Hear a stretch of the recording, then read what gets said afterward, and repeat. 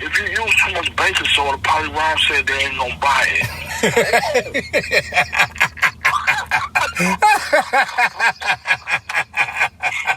Oh, I wasn't ready for that, B. I wasn't ready for that. What's going down, man? What's poppin'? Man, shit, man. Jealous. Workload, man. Getting to it. Huh? What's the deal? Chilling, man. I seen last night. I seen you going ham on the post with the homie Big B, man. That shit, man, took me to some other places, man. Good memories, man. Yeah, I was actually going through me and your old emails and all of that stuff, you know what I mean? I thought about it. I'm like, damn, man, what happened to all this big homie shit we did?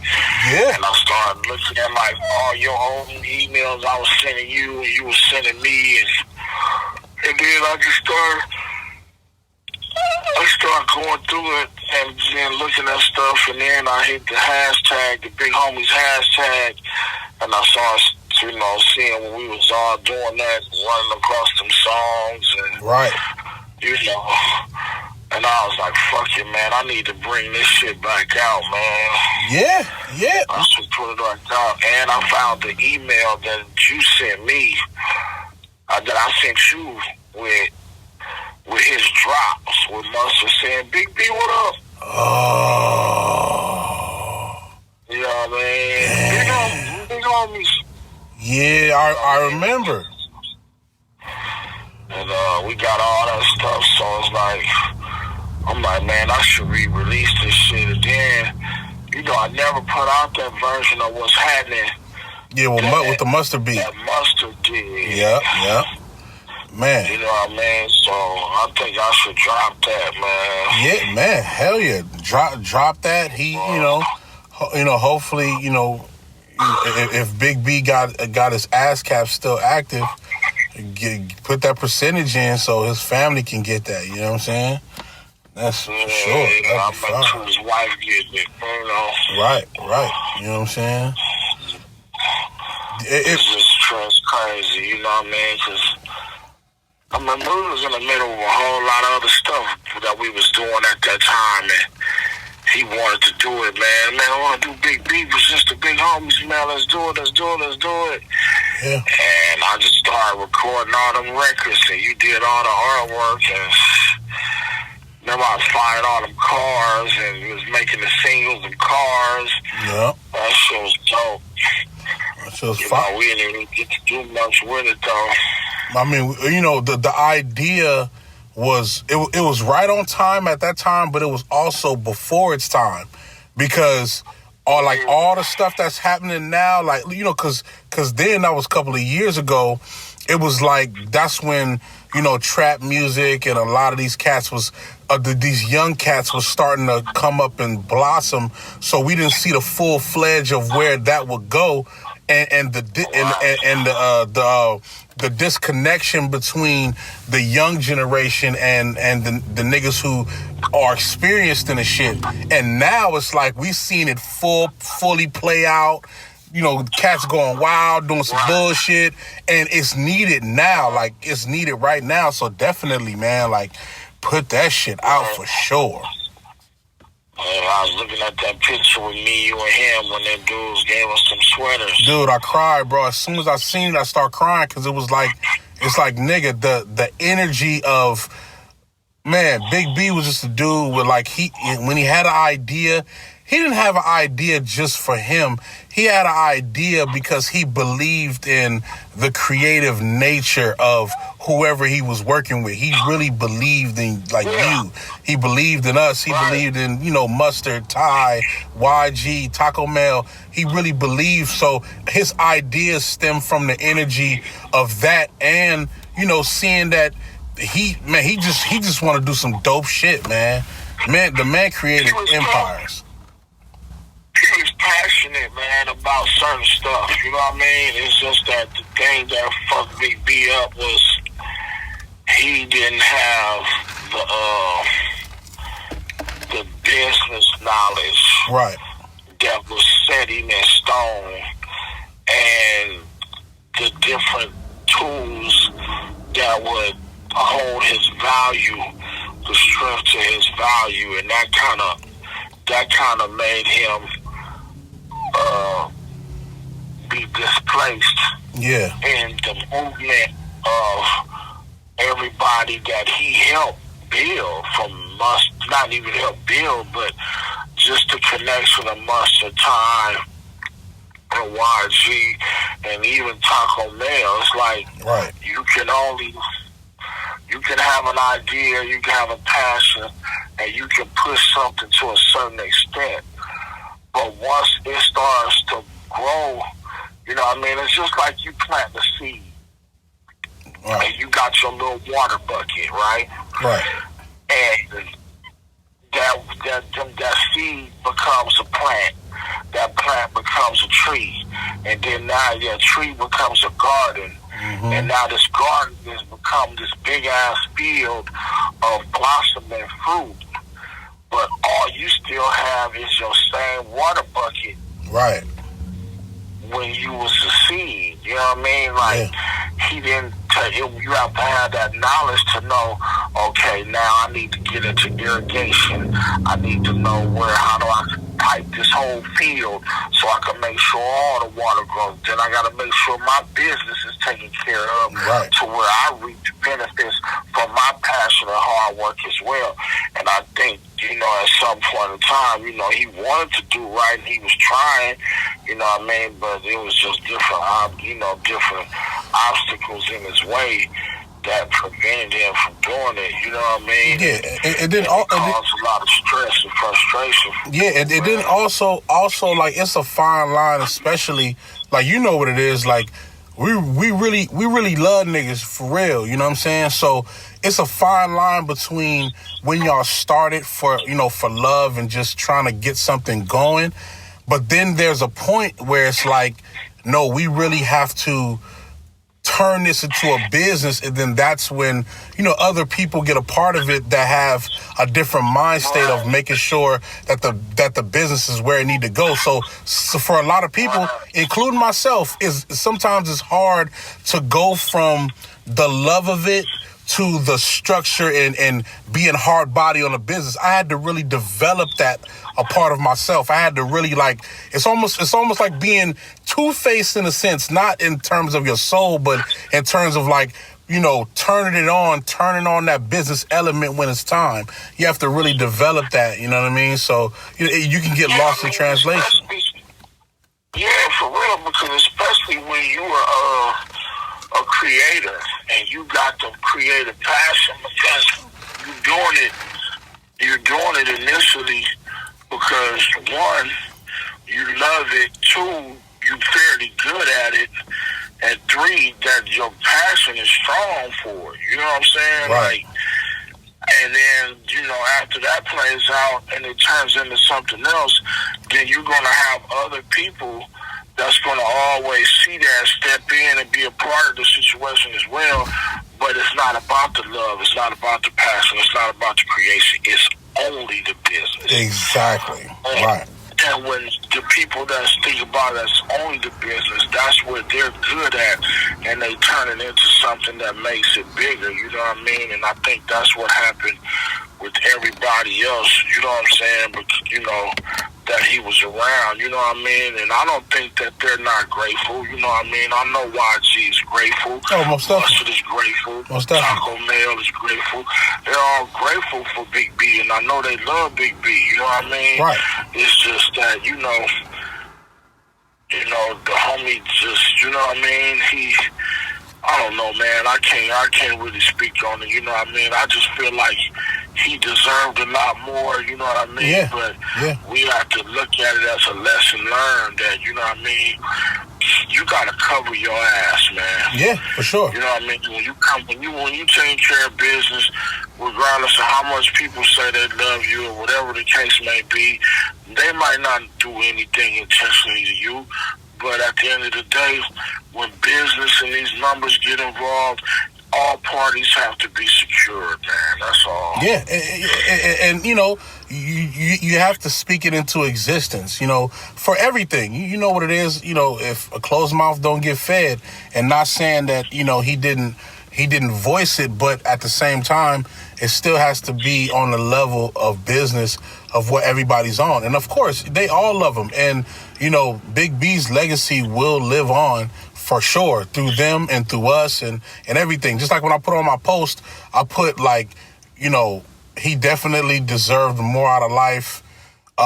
We all could have did more for whatever it's worth. We all could have did more, and that's not saying that we didn't do a lot already.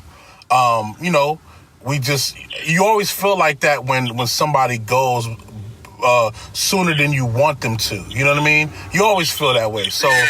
That's because that's what humans do. We take life for granted. Like, right. If everybody have longer, you know what I'm saying? But I know what I'm taking from this, you know what I'm saying? Big B was, that's my good friend, my brother.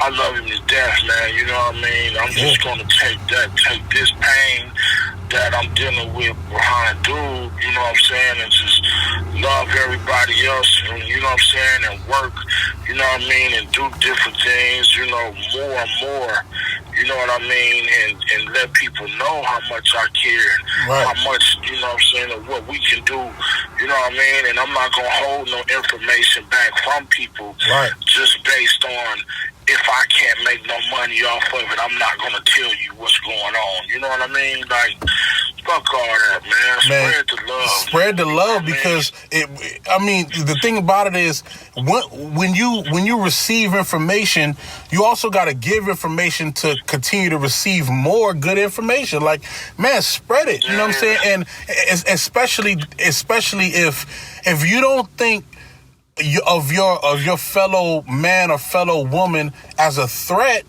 if they not a threat, they supposed to be your fellow person. Like, share the information. Let's go. You know what I'm saying? Like, let's go. Man, people should never feel like people's a threat. You got a lot of people that harvest and harbor the information, or as we say, and you know what I'm saying, hide the plugs just based on their selfishness. Right. You know what I'm saying? But it's like, if you put that energy out into the world and pass that energy on in a positive manner, it's going to come back to you, even when you least, especially when you least expect it.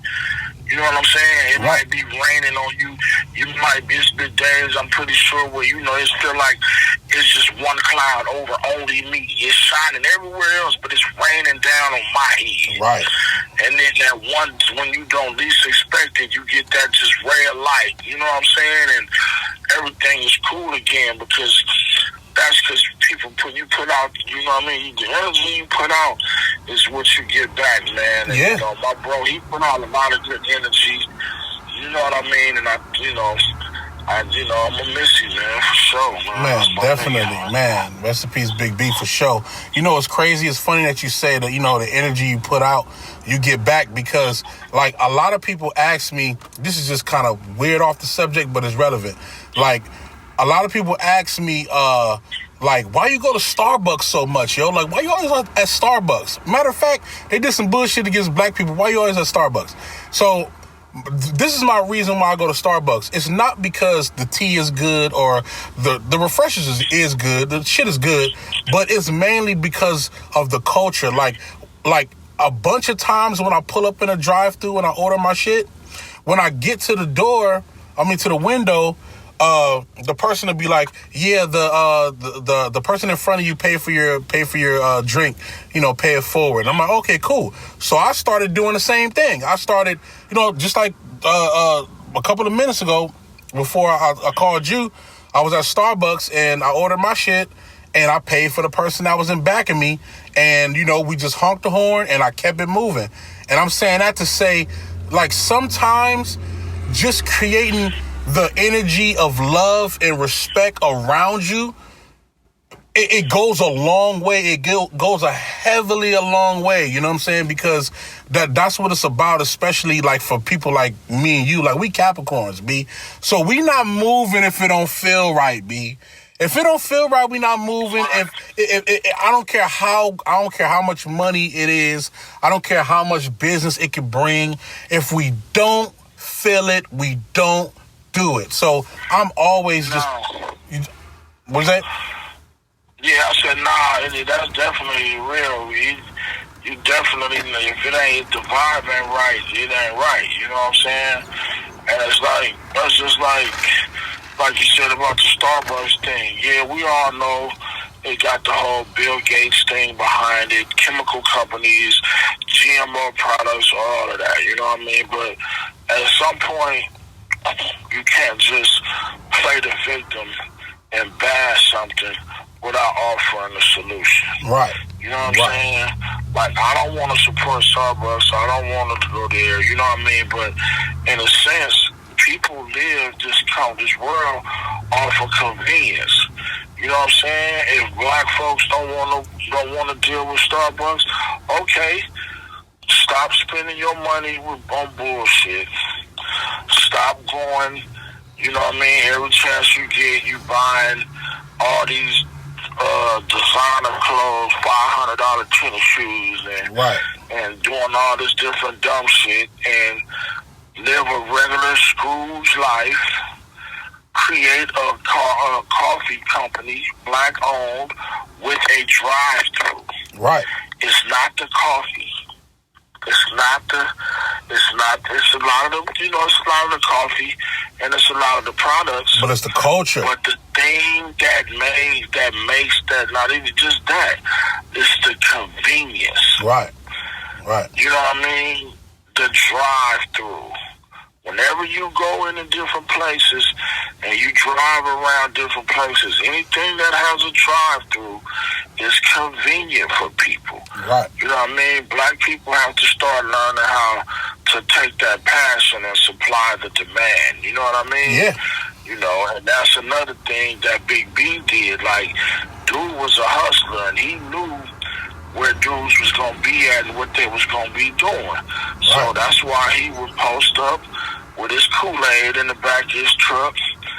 He had anything that they might want that niggas use when they hanging out. For sure. That dude has single cigarettes. Yeah, blunts. Small bottles of liquor. Weed. Papers, everything. You got the munchies. He got all them chips and coffee cakes and all that stuff right there. It was a one-stop shop right there. You know what I'm saying? So it's man, like, I'm a miss those meat pies he made, man.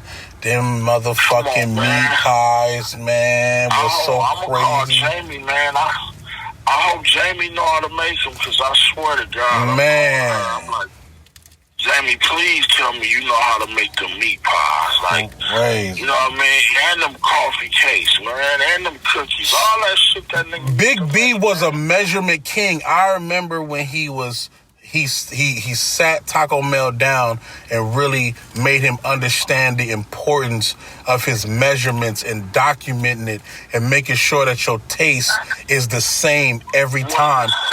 And that's... So every time when I pull up the Taco Mel and I see that billboard and I see everything, I'm so proud of him, and I'm so proud of that he was open enough to take that information in. Because a lot of these cooks don't know how to properly create their product with the same level of quality every single time. And he got that. B taught him that, and Mel is on it. Like, it's crazy, man. Yeah. I love it, man. I love it. You know what I mean? You know, that's his legacy, regardless of if he became a millionaire or not. You know what I'm saying? Looking at every time YG has a hit record, Ty has a hit record, Mustard has a hit record, and when they all working together, that's the love of Big B that you see. Right. Around him. Definitely. You know what I'm saying? Definitely. You know, even when you hear Teach Me How to Dougie, because I got the idea to create Cali Swag District from watching him move and work with YG. Right. We had conversations about that because you understood the concept of, because at that time they wasn't fucking with no gangster shit. Radio labels, they wasn't fucking with none of that. So you seen what Big B was doing with YG and Ty at the time, and you was like, yo, I got it. Let's put together this team. You know what I mean? And we fucking made history. You know what I'm saying? We made history. You know, it's a beautiful thing. Because he was so interested in that younger generation that we wasn't paying attention to at the time. You know what I mean? Right. And that's when we just, you know what I mean? Before we even made one record, we had to research and become students of the lifestyle. And it was a rocky road while letting them niggas party the lab down like that. Oh my God. I still remember Cups and Ice, B. Cups and ice. That's all we gotta get. Cups and ice. Get the cups, get the ice, B. Just living in the lab, no shower, stinking in the lab, going in. working. Nigga, like a dope spot, but it was on and popping. Do you realize why we could have went to jail so many times just for having young minors considerably legally just partying up in all hours of the night? We could have went to jail. Yep. That's why we was so heavy on that 18 shit. We made sure if you wasn't 18, your ass was out of there. You gotta go. You're out of here fast. You know what I mean? But that one girl in there faded or whatever she was. Oh, I called your mama. We called her, man. Come get your. Hey, listen. She up here wilding. Right. We don't want nothing to do with this. You're not finna sue us down to the ground. Come get your kid. Right. You know, and we created, but we created a place. It was almost like a creative boys and girls club for kids that were just trying to be more creative, even if they didn't do music. You know, some of them, they draw, you know, some of them was sports. They play sports. You know what I mean? Like, everybody was doing different shit. So, you know. Everybody was doing different shit, man. I'm going to tell you who outside of the ones that rapped, who really excelled the furthest, that I think was Stephanie. Oh, my mama. For sure. What I mean, I spoke with her the other day, like she's in law school now. You know what I mean? And I told her, she was like, man, I'm going to college, you know, and then I think I want to go to law school. You know, I'm like, man, do it. Yeah. And now she done had a baby. She done got married, got a baby in law school. She like, going up. Everything like, she said she wanted to do, she did. Because you remember, at one point in time, she was playing a role of an assistant at one, just before she went to college. So she was just getting experience, you know, learning the creative aspect. And when she said she was finna go be a lawyer, she pulled that off. I'm so proud of her, yo. Yep. Yeah. So proud of her. Yeah, she did that, man. Yeah, that's crazy. A whole lot with that young generation, man. Yeah, I mean, it's a whole another generation behind. It's 2 generations behind them that's coming up. That was 10 years ago. Jesus, that's crazy. And you know, it's funny. That's why, like, when you be like, man, I'm not finna rap no more. I'm done. I kind of understand partially why, you know, but then the shit that you be on be so relevant because you so tapped in. This is like, you still got to keep going. You still got to put out some records. You know what I mean? You still got to, cause man, you'll never hear me say it's over again, man. I'm riding this shit all the way. Let's go. I'm 46 years old. I'm still going. I'm going to the lab when we hang up, man. Come on, man. Listen, let me tell you this. And you know this already, but I gotta say it again. You are one of my top 5 favorite rappers, and let me explain why. Because there was somebody in there before you, but let me explain why. Because, like, from what everybody, because you remember, I'm from New York. I don't know nothing about this gangster shit. So when I come to Inglewood, Doughboy put me on to y'all like, yo, this is Relatives. They popping, they doing their thing. You know what I'm saying? They going up. And I'm like, okay, cool. So I check out the music. The music is dope. I'm already infatuated with the West Coast sound in terms of like, you know, how Quick get down, you know, how Dre do his thing, you know, because I'm trying to do music, but produce, like being a lightweight producer in my head, I'm just infatuated with the way they play keys and shit like that. So fast forward, I end up meeting you, and I keep hearing like Doughboy or Quest in my head, like, yo, these niggas, they be doing their thing, but they gangsters, they hold it down for the city, boom, boom, boom. And we developed a friendship and a business relationship, and then I started to realize that when you rap, like listening to the old stuff and then watching you write and do your shit now, I realized like, yo, this nigga really put his full experience of his life and who he is and what he's seen a part of his music. Like I get a chance to see live and direct how somebody can take his life experience and put it on paper for people to experience. And then when I hear about people, you know, cheer y'all on about the music you put out and everything, whether it's solo or the group, everybody be like, yo, this nigga Y-Verse give me chills. Like, I love Dog-Verse, but this nigga Y-Verse be giving me the chills, you know what I'm saying? And that shit was so dope, man. So you definitely one of my top 5. And I never want you to stop rapping. You know that. Like, we could change the soundtrack of it, the production of it, but don't never stop rapping, B. Come on, man, keep going. We need that big homie shit. I appreciate it, man. I'm humbled, man. You know what I'm saying? By it, man. You know, but it's like, you know, you see in the process, you done been in the lab with me countless hours longer than anybody, even Dog, you know what I mean, or any group I've ever been in. So, you know, like,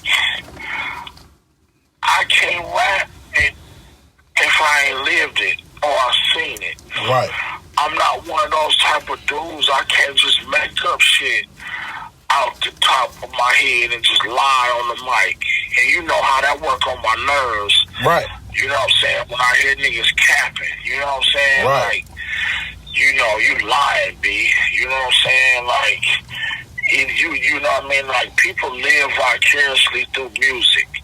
So that's why, you know what I mean, me growing up, and you know me, Rob, I don't listen to rap. I listen to oldies all day long. Right, exactly. So, right. You know what I mean? Those songs is about real life stories and things that people went through and things that resonate from their life. So I take that same approach with my rhymes, you know what I'm saying? No, I mean, don't get me wrong, you know how I am. Before I even write a rap, I'll listen to whoever's hot at the time or somebody dope. Before I even write a song, I get some type of information from somewhere. You know what I mean? Right. But it drives me to pull out what I'm talking about, you know what I mean? Whether I've been through it or I've seen somebody else been through it, because regardless if I've been through it or somebody else been through it, ain't nothing new under the sun. Everybody goes through the same shit, some form or fashion. So if you put that shit down over the right music, if you make that marriage the right with the music and those words together, I know it's gonna be some people that say, damn, I fuck with that. That's real. You know what I'm saying? And the reason what I'm on right now is because I know from the gang culture, you got a lot of motherfuckers that deal with ego and pride, and they might not want to talk about certain things and use their voice to address certain things, but I never gave a fuck about what people thought about me. I'm going to do it what I feel at the time. Right. And use my voice, and I'm going to give it to you the way that I feel it. You know what I'm saying? Some going to feel it, some might not. But the ones that do will take that ride. You know what I mean? Yeah. And the best part that I like about the hip-hop shit now is because there's a mesh between, you know, like gangster shit, soulful beats and soulful music, and the element of being on some grown man shit. Well, I think all of that stuff together is like all prominent. So it's like for you, like, and this is just my thought process. I was thinking like for you, because I know that, you know, for records that you put out, you know, before there had to be some type of, economic motivation at some point in time, because you just don't want to be doing this shit and just spinning your wheels. But I feel like just for this one time in your life, go in this shit with the pure essence of creating art. Like, bust down these big homie B-Mix mixtape series. I don't give a shit if it's 3 or 4 records per. Get them up on Spotify or whatever, however you distribute it, and create these EPs of these just solid 4 or 5 song artistic bliss. I promise you, all type of shit finna come. That's what I'm definitely doing right now, because with the shit show that music is today, you know what I'm saying, as far as from the getting paid aspect, these streams ain't shit, man. Right. This streaming shit done fuck the cat. So it's really about the art now, you know what I'm saying? That's why I had you come to the lab and we was transferring them motherfucking files to the grip, man. It's a lot of music, bro. It's a lot of music. I mean? So they gotta go through that music, and I'm finna put that shit out, man. I'm putting out a 6-song EP. It's gonna be a tape, and the tape is you can open. It's in the form of a tape, but it's a USB drive that folds out that you can stick in your computer. And I'm selling it, you know what I'm saying, for $100. That's cool. You know what I mean? I'm selling it for $100, and it come with a T-shirt for that represent the project. Right. I always got to keep the merch. You know what I'm saying? And of course, I got the idea from Nipsey Hussle, the Proud to Pay. You know what I mean? Right. I'm only pressing up 1,000 pieces. Right. You know what I'm saying? I'm pressing up 1,000 pieces. You know what I mean? 1,000 tapes, 1,000 shirts, and they will be on sale on flywooper.com only. I'm not going through nothing else. I'm not dealing with I don't know. You want it, you come to me. Right. You know what I'm saying? And the ones that love it, you know what I'm saying? I know it's 1,000 people in the world that love Big Y that will give me $100 for this game. You know what I mean? So that's what it is. Come on, man. Hey, it's finna be fire, because I just know with the music that you put out, and you're a businessman already. You know how to get to it. Collectively, it's gonna open up just a extended world of income and dope creative shit. And then you know how it is, a part of this game. Like, you can get your 3rd, 4th, and 5th win at any time. You know what I mean? And we in this shit to be legendary. Right now, starting with that one off that Just Blaze beat. Come on, man. Fire. Let's go. You know which one I'm talking about?